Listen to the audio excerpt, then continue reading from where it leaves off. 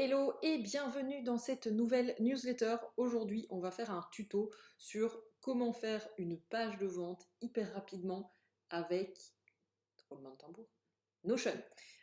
Ici, le tuto que je vais te montrer, c'est vraiment pour les personnes qui débutent et pas que, mais qui n'ont pas envie de se prendre la tête avec une page de vente qui est trop complexe dans le design et dans voilà, comment c'est pensé cette page de vente, de ne pas faire un truc qui est trop compliqué et de partir, enfin voilà. Et je dirais que ça s'applique aussi aux personnes où le graphisme est difficile, où voilà, on n'a pas envie de comprendre toutes les règles, tous les trucs, etc. Et de pouvoir faire quelque chose qui est très simple et qui convertit quand même. Et d'ailleurs, je te montrerai à la fin un exemple de quelqu'un de très connu dans notre monde de l'entrepreneuriat francophone et quelque chose voilà, qui fonctionne et qui convertit. Avant ça, petite parenthèse, un PS avant, avant qu'on continue. À partir de demain, il y aura une newsletter, enfin une séquence email un petit peu spéciale, secrète, pour le Black Friday. Si jamais tu n'es pas intéressé, dans l'email, tu pourras déjà te désinscrire.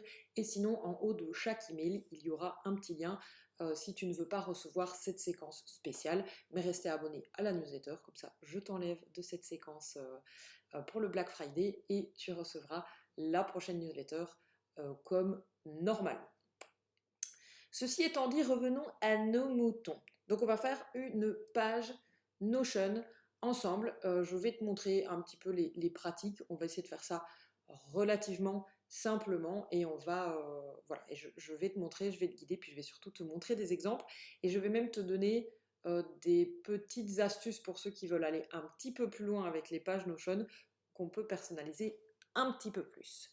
On est parti.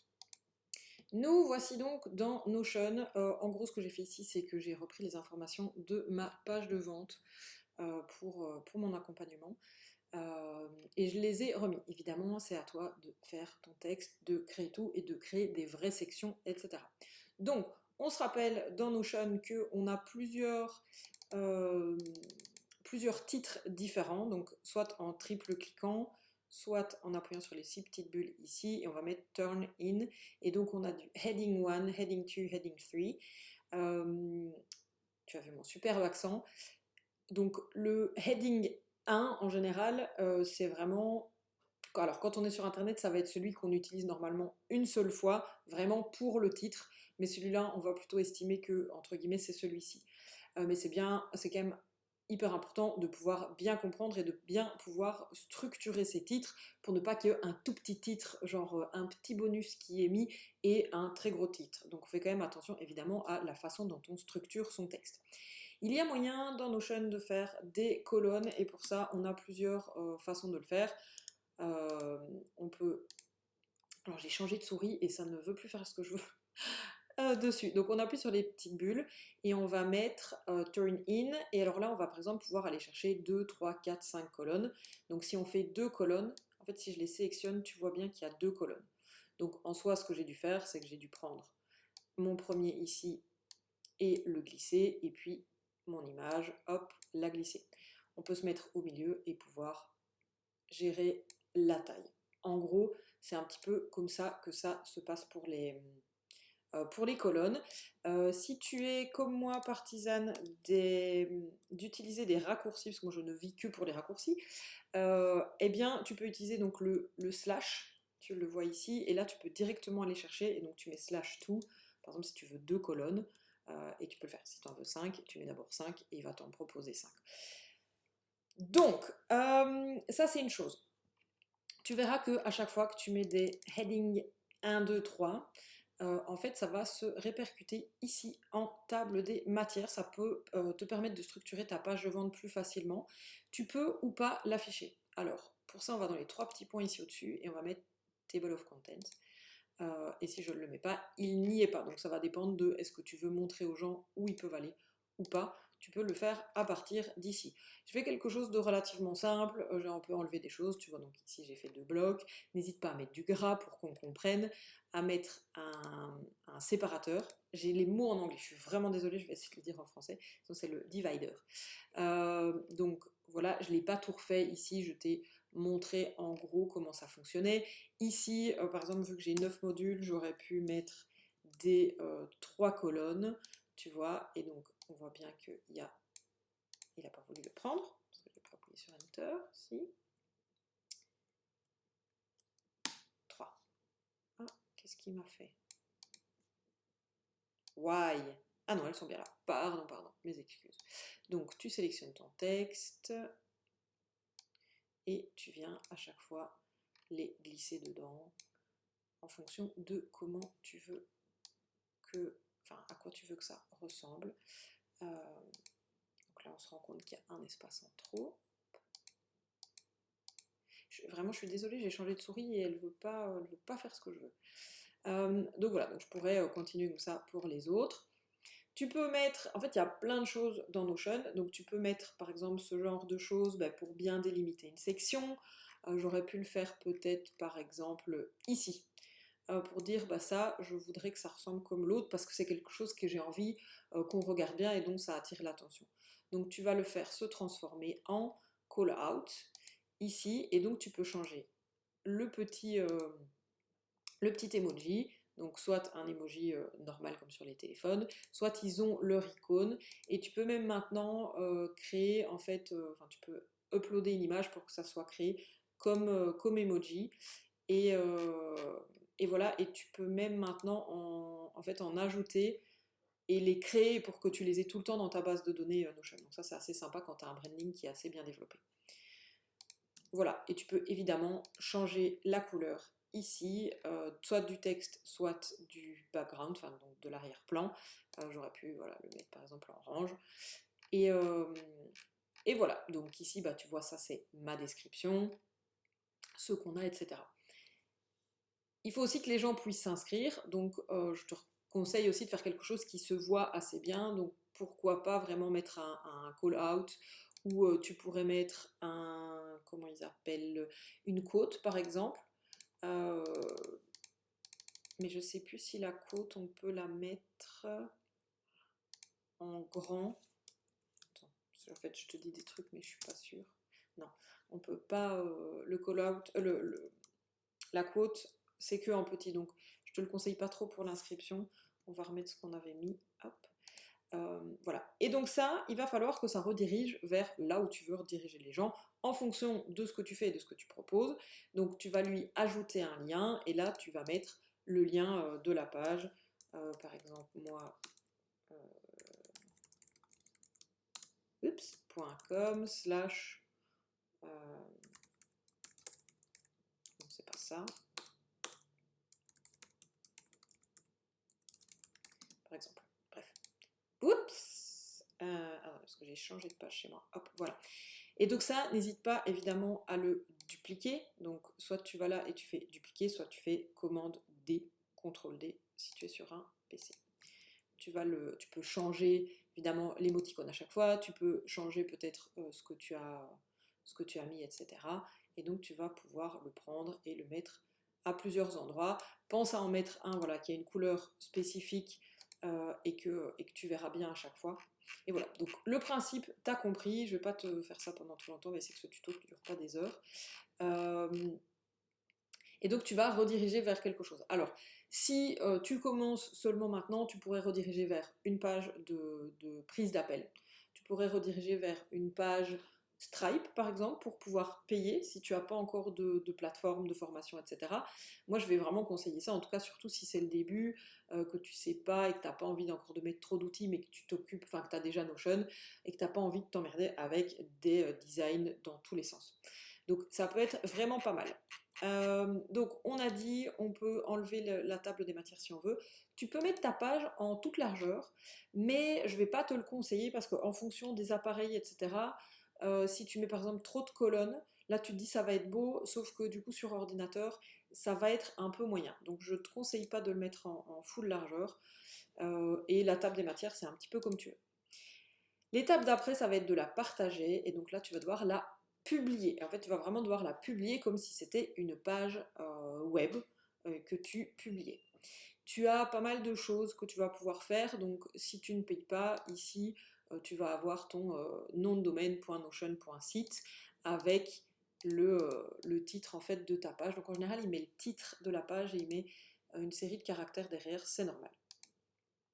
Tu vas pouvoir le customiser. Est-ce que tu veux la bannière au-dessus? Est-ce que tu veux qu'il soit en blanc? Est-ce que tu veux qu'il soit en noir? Est-ce que tu veux qu'il y ait le favicon? Ou est-ce que tu veux un toit? Est-ce que... Voilà, il y a pas mal de choses. Donc les breadcrumbs, c'est en fait ce qu'on appelle en français le fil d'Ariane. Donc c'est ceci. Si j'avais plusieurs pages, vous avez déjà pu voir sur des blogs, parfois tu as des slash. Et puis un autre truc, c'est en fait la direction. Donc si tu as des pages imbriquées, il vaut mieux le mettre. Si c'est juste une page de vente, je te conseille de l'enlever, ça ne sert à rien. Il n'y a pas besoin du search et il n'y a pas besoin surtout ici du duplicate as template, pardon, parce que tu veux pas en fait que les gens puissent dupliquer ta page de vente, tu veux qu'ils puissent juste la consulter. Donc tu enlèves tout et tu peux pas enlever le watermark si tu n'as pas un nom de domaine à toi. Et franchement, ça ne sert à rien. Moi, je n'en ai pas et parce que ça coûte relativement cher sur Notion, donc je ne te le conseille pas. On va publier les changements. Et donc voilà, tu peux revoir ici, ça on peut le mettre off, ça veut dire est-ce que Google, si tu veux Google et que les outils en ligne puissent trouver ta page de vente et l'indexer, alors il vaut mieux le mettre en oui, et donc avoir un vrai titre et avoir une vraie description. Le titre doit sensiblement ressembler au titre de ta page.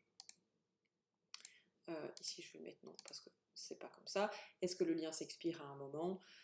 Voilà, et on avait vu, est-ce qu'on peut le dupliquer comme un template? Oui, non. Voilà.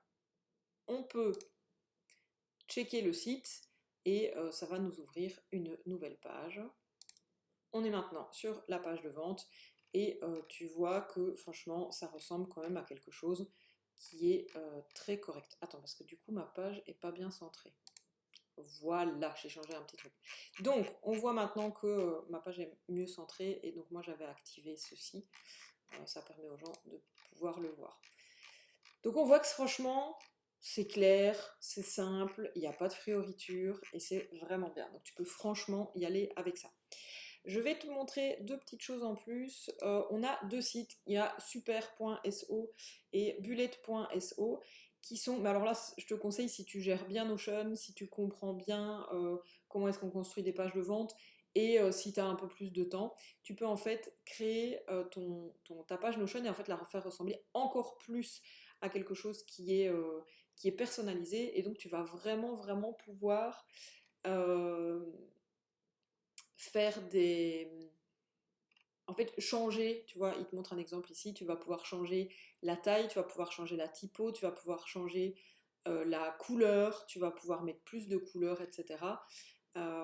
Et donc voilà, tu vas choisir ta page, après tu vas la dupliquer dans un lien spécial, et puis après tu vas pouvoir la publier. Ils ont pas mal de templates aussi, donc si tu veux commencer à partir de quelque chose, il y en a qui sont gratuits, et tu as un compte, tu peux avoir un compte gratuit et tu peux publier, je ne sais plus, je pense que c'est une page et voilà, sans limite. Donc ça peut être vraiment intéressant si tu veux voir un visuel. Tu vois qu'il y a moyen de faire quand même vraiment beaucoup de choses.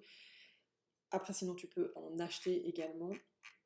Donc voilà, il y a celui-ci et il y a celui-ci, bullet.so.